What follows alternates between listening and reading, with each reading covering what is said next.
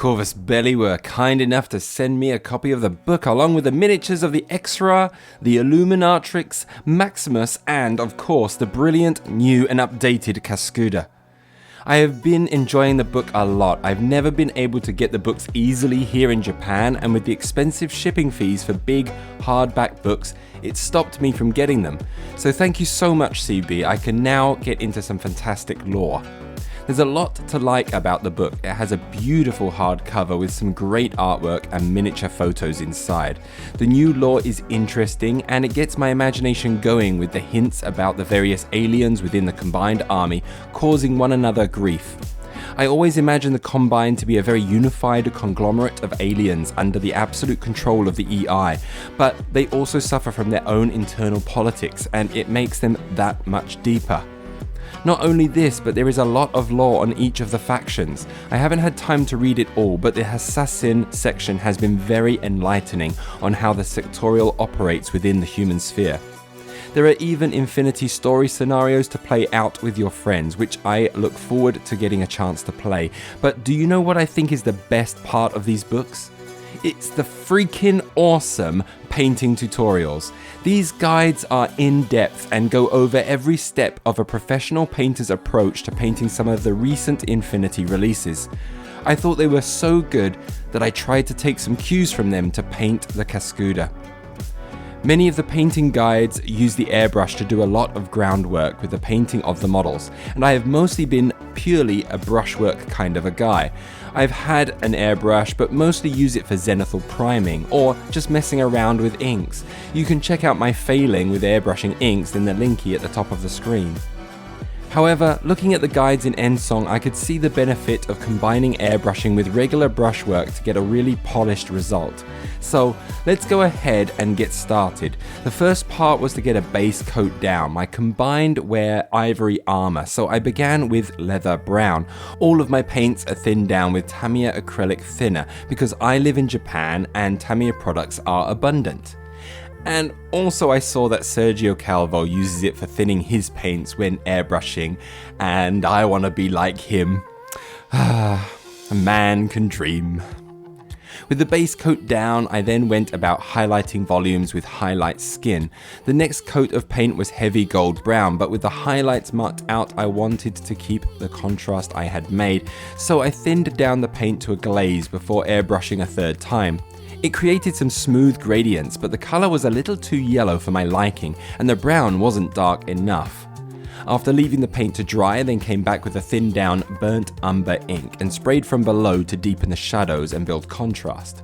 Now, taking a mix of the burnt umber ink with some of the highlight skin, I sprayed a thin highlight that got the overall tone closer to ivory. It was then time to start the brushwork, and I marked out the areas of the model I wanted red. Many of my combined army have red worked into their uniform the more important they are. Line troopers don't have much if any, while specialist troopers get more colour. The Caskuda is pretty elite, so he gets some red. Each of my combined army aliens have their own unique skin tones depending on the alien. Therefore, my Shasvasti, Jaith, Charantid, and so on all have unique skin tones. We're going for a cold purple with this guy, so that comes next. Time to pull out the airbrush again, and using some blue tack that was lying around, I shielded the model from the airbrush spray so that I could focus the paint onto the wings. For these, we are going to make a more intense, warm purple, but to get a nice contrast, we will start with a cold purple coat.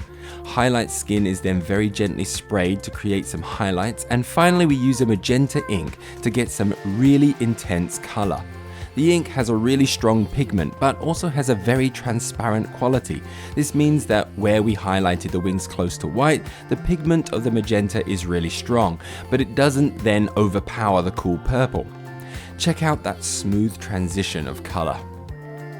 Happy with the result on the wings, I then went about doing the same process for the great big arm spikes that protrude from the creature's elbows.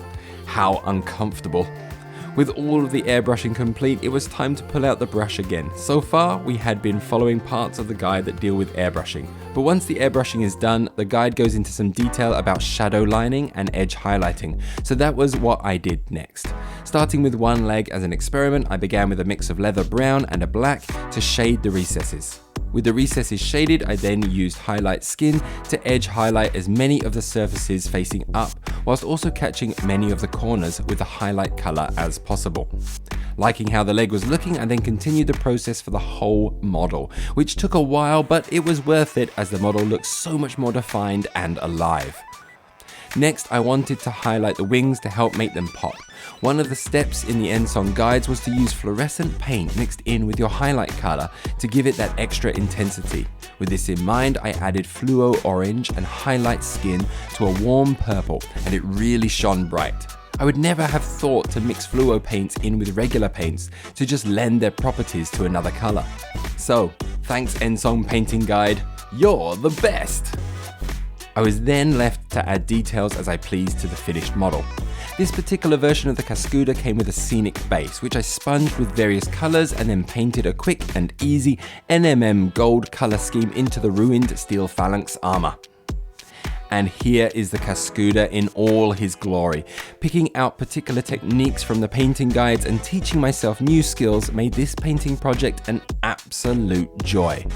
I hope you enjoyed the video. Please like and subscribe as it helps my channel out a lot. If you want to see me painting various projects and chat about painting techniques, I regularly stream on Twitch, so feel free to join me there or share some of your own work on the channel's Discord. Links are in the description. Take care and see you in the next video.